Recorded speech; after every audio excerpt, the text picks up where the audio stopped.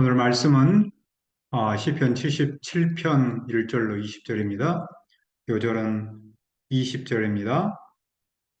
주의 백성을 양떼같이 모세와 아론의 손으로 인도하셨나이다. 말씀의 제목은 양떼같이 인도하셨나이다 입니다. 푸른 초원에서 한가롭게 풀을 뜯고 있는 양떼를 보면서 많은 사람은 낭만적인 모습을 떠오릅니다. 하지만 성경에서 양떼는 그렇게 낭만적인 모습은 아닙니다. 오히려 연약하고 힘없어 절대적 도움이 필요한 사람을 뜻합니다. 그러면 양떼같이 인도하셨나이다라는 말은 무슨 뜻입니까? 1절을 보십시오. 내가 내 음성으로 하나님께 부르짖으니 내 음성으로 하나님께 부르짖으면 내게 귀를 기울이시로다. 오늘 시는 아삽의 시로 알려졌는데 하나님께 부르짖음으로 시작합니다. 그는 하나님께 소리 높여 부르짖습니다. 그는 그만큼 절박한 상황이 있습니다. 그는 큰 소리로 부르짖으면 하나님이 들으실 줄 믿습니다. 그는 어떤 상황에서 주님을 찾았습니까? 2절입니다. 나의 환난 날에 내가 주를 찾았으며 밤에는 내 손을 들고 거두지 아니하였나니 내 영혼이 위로받기를 거절하였도다. 시인은 고난의 때 자기가 주인님으로 모시는 그분을 찾았습니다. 그는 어느 정도 찾았습니까? 그는 자신의 환난을 밤으로 비유했습니다. 그는 밤새도록 손을 들어 기도했습니다. 그는 기도하는 것을 포기하지 않았습니다. 그는 위로받기를 거절했습니다. 여기서 위로는 사람의 위로를 뜻합니다. 참 위로는 하나님한테서 오기에 그는 사람의 위로를 거절했습니다. 그는 사람의 위로마저 소용이 없을 정도로 환난을 겪고 있습니다. 그는 오직 누구만을 기억합니다. 그는 환난 중에도 오직 하나님만을 기억합니다. 그런데 그는 불안합니다. 그는 근심합니다.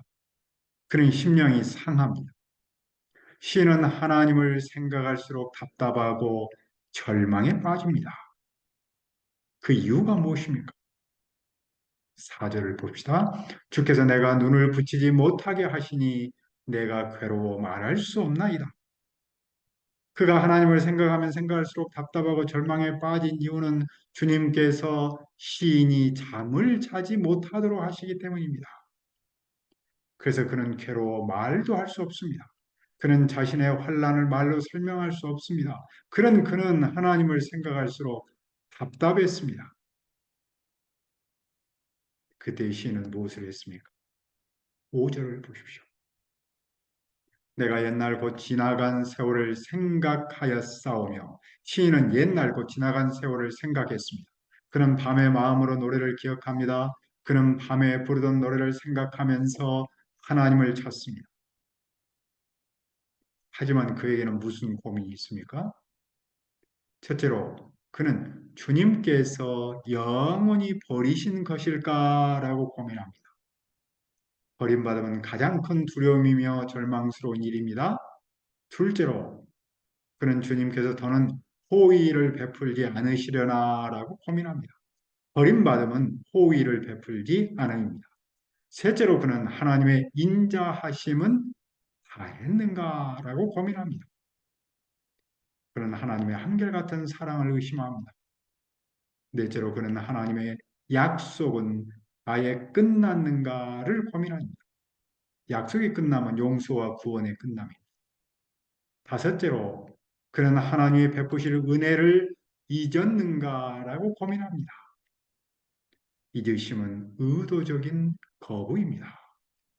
여섯째로 하나님께서 화를 내셔서 긍휼을 그치셨는가를 고민합니다. 하나님의 긍휼을 베풀지 않으면 시인은 한시도 살 수 없습니다. 그런데 시인은 자기가 처한 현실을 생각하면 하나님께서 긍휼을 그치신 것처럼 느꼈습니다. 그래서 그는 하나님을 생각하면서도 고민하며 물은 겁니다. 그런데 시인은 이런 질문을 하다가 무엇을 말했습니까? 10절입니다. 또 내가 말하기를 이는 나의 잘못이라 주전자의 오른손에 해. 이 말씀은 좀 어려운 말인데 이런 뜻입니다. 나의 잘못은 이것이니 곧 지극히 높으신 이의 오른손이 변하셨습니다. 나의 잘못이라는 말은 시인이 겪는 현재의 고난을 뜻합니다. 지존자의 오른손은 하나님의 존재와 능력을 상징합니다. 해는 지존자가 일하시는 때입니다.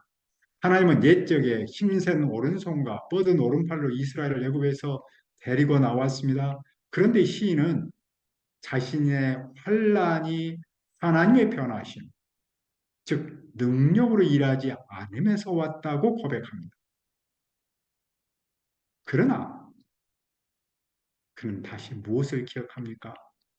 그는 여호와께서 하신 일들을 기억합니다. 그는 주님의 경이로운 일을 기억합니다. 그는 과거로 돌아가서 여호와께서 하신 일들을 기억합니다. 또 그는 계속해서 무엇을 했습니까? 12절을 봅시다. 또 주의 모든 일을 작은 소리로 읊조리며 주의 행사를 낮은 소리로 되내리이다. 작은 소리로 읊조리며 낮은 소리로 되내리이다라는 말은 묵상한다라는 뜻입니다. 그는 주님이 하셨던 모든 일을 묵상했습니다. 주님의 일을 묵상하면 왜 중요합니까? 사고의 전환은 현실의 전환으로 이어집니다.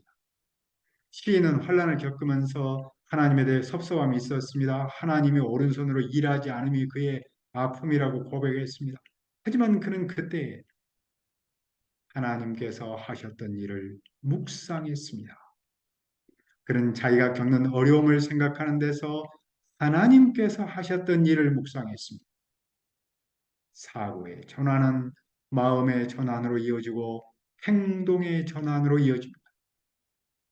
그 점에서 주님이 하셨던 일을 묵상하면 내 마음과 행동을 바꿉니다. 그가 묵상한 하나님은 어떤 분입니까?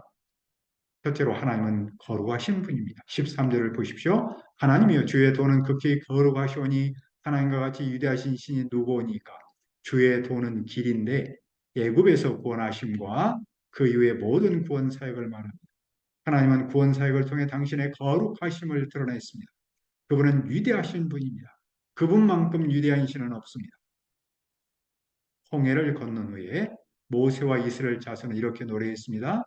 여호와여 신중에 주와 같은 자가 누구니까 주와 같이 거룩함으로 영광스러우며 찬송할 만한 위엄이 있으며 기이한 일을 행하는 자가 누구니까. 둘째로 하나님은 놀라운 일을 행하여 알리신 분입니다. 14절을 보십시오. 주는 기이한 일을 행하신 하나님이시라 민족들 중에 주의 능력을 알리시고 애국 군대가 이스라엘을 뒤쫓았을 때에 이스라엘은 바다 가운데를 육지로 걸었습니다. 하지만 애국 군대는 바다 가운데 모두 빠져 죽었습니다. 이스라엘은 여호와께서 애국 사람에 행하신 그 큰 능력을 보았습니다. 그들은 여호와를 경외했습니다. 셋째로 하나님은 속량하신 분입니다. 15절을 보십시오. 주의 팔로 주의 백성 곧 야곱과 요셉의 자손을 속량하셨나이다. 셀라.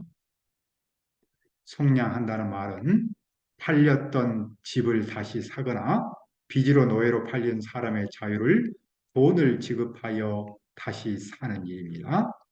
여호와는 이스라엘 백성에게 그 식구대로 어린 양을 잡고 그 피를 양을 먹을 집 좌우 문설주와 임방에 바르도록 했습니다. 여호와께서 그 밤에 애굽 땅에 두루다니며 사람이나 짐승을 말롱하고 애굽 땅에는 모든 처음 난 것을 다 쳤습니다. 애굽의 모든 신을 심판했습니다. 그러나 그 피가 있는 집은 그 피를 보고 넘어가 재앙을 내리지 않았습니다. 주님은 그 백성을 애굽에서 속량하시려고 어린 양을 희생하셨습니다. 그때 물, 하늘, 그리고 땅은 어떠 있습니까? 물들이 하나님을 보았습니다. 물들이 주님을 보고 두려워하고 기쁨도 진동합니다. 고대 근동에서 바알은 폭풍의 신이었습니다. 그는 구름, 비, 천둥, 그리고 번개 등을 주관했습니다. 하지만 이스라엘은 오직 하나님이 그 모든 일을 하신 줄 믿었습니다. 구름이 물을 쏟고 궁창이 소리를 내며 화살도 날아갔습니다. 회오리 바람 중에 주님의 우레소리가 있으며 번개가 세계를 비추며 땅이 흔들리고 움직였습니다. 천둥과 번개와 같은 하늘의 현상이 땅에서 지진으로 나타났습니다. 주님의 길이 바다에 있었고 주님의 곧은 길이 큰 물에 있었습니다. 하나님이 홍해의 길을 내셨습니다. 그때 이스라엘 자손이 바다 가운데를 육지같이 걸어가고 물은 그들의 좌우에 벽이 되었습니다. 많은 물이 다시 흘러서 하나님의 길을 덮었습니다. 하나님의 숨으심을 상징합니다. 그러나 주님은 그 백성을 어떻게 인도하셨습니까? 20절을 다시 한번 보십시오. 주의 백성을 양떼같이 모세와 아론의 손으로 인도하셨나이다. 하나님은 양떼를 이끄는 목자이십니다. 하나님은 목자이시고 그 백성은 양떼입니다. 하나님은 바다에서 백성을 인도하신 후에 숨지 않으셨습니다. 그들을 버리지 않으셨습니다. 모세와 아론을 통해 그들을 인도하셨습니다. 하나님은 한 번 구원하신 그 양떼를 끝까지 책임지십니다. 하나님은 당신의 종을 통해 그 백성을 양떼처럼 이끄십니다. 오늘의 시를 통해 무엇을 배웁니까? 시인은 환난을 겪었습니다. 그는 소리 높여 부르짖었습니다. 그는 처음에는 하나님을 생각하면서 한숨을 지었습니다. 그는 생각이 깊이 잠겼습니다. 하나님이 나를 버리신 것인가? 궁유를 거두신 것인가? 하지만 그는 그 순간 옛날에 일하신 하나님을 기억했고 묵상했습니다. 하나님께서 이루신 놀라운 일, 출애굽 사역을 묵상했습니다. 그랬을 때 그는 여호와를 목자로 깨달았습니다. 목자이신 하나님은 그와 그 백성을 양떼처럼 인도하심을 알았습니다. 그는 하나님의 능력과 사랑을 기억했습니다. 사람은 혼란스럽다고 느낄 때도 하나님은 굳건히 우주를 다스리십니다. 우리와 우리 교회를 당신의 종을 쓰셔서 목자가 양떼를 인도하듯이 인도하십니다. 이 렌즈로 나와 세상을 보면 다르게 볼 수 있습니다. 내가 변하기 때문입니다. 그래서 슬픔이 찬양으로 바뀌고 의심이 위로로 바뀝니다. 이 시대에서 아픔을 겪을 때 하나님의 능력과 사랑을 묵상하면 위로와 확신을 얻습니다. 어떤 일이 있어도 우리를 향한 하나님의 사랑은 끝나지 않습니다. 왜냐하면 하나님은 우리를 양떼같이 당신의 종을 통해 인도하시기 때문입니다. 우리가 새학기 시작을 앞에 두고 우리를 양떼같이 인도하시는 하나님을 묵상하기를 기도합니다. 하나님 아버지, 하나님께서 우리 안에서 많은 일들을 이루셨습니다. 우리가 어려움을 만날 때마다 이 하나님을 묵상하게 도와주옵소서. 그래서 우리를 양떼처럼 인도하시는 목자이신 하나님을 만나게 도와주옵소서. 우리가 새학기를 앞에 두고 우리를 양떼같이 인도하시는 하나님을 묵상하고 기대하기를 소망합니다. 감사하며 예수님의 이름으로 기도합니다. 아멘.